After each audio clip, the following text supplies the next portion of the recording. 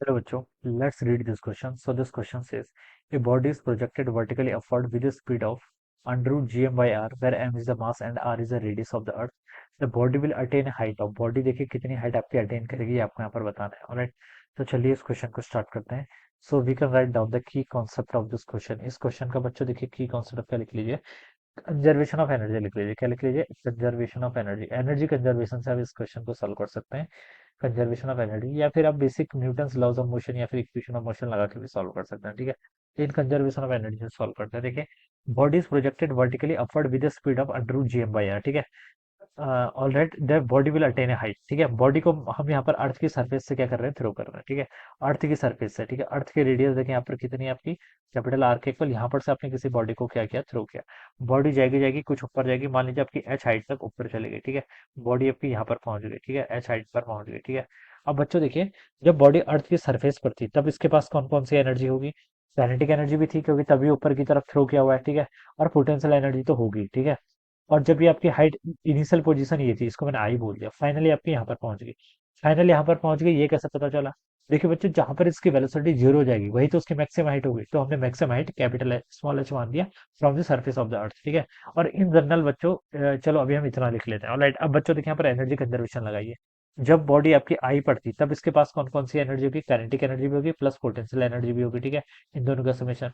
और जब एफ पड़ती तो काइनेटिक एनर्जी को के एफ बोल दिया, पोटेंशियल एनर्जी को यू एफ बोल दिया. ठीक है, अब देखिए, अर्थ की सरफेस पर थी तो जब पोटेंशियल एनर्जी कितनी होगी?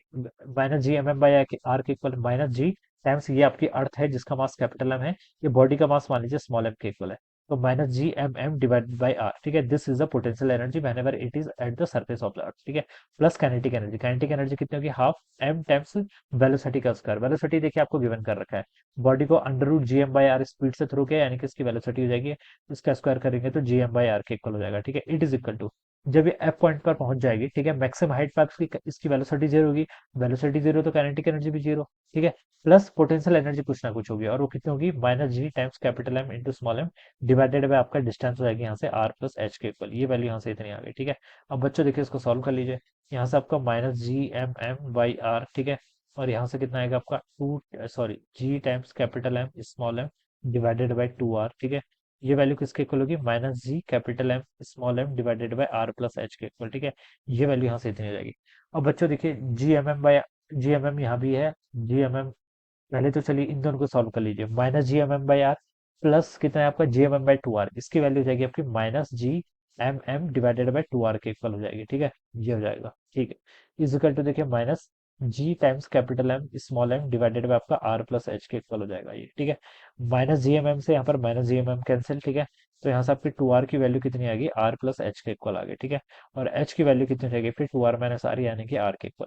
तो हम बता सकते हैं कैपिटल आर हाइट तक ही जाएगी फिर से. ठीक है, तो वही बताना था, that body will attain a height of, कितनी हाइट अटेन करेगी? कैपिटल आर, यानी कि जो आपका ऑप्शन टू है that will be the right answer of this question. इस तरीके से बच्चों हम क्या करेंगे? इस क्वेश्चन को सॉल्व करेंगे. So I hope you are understood this concept. All the best and thank you so much.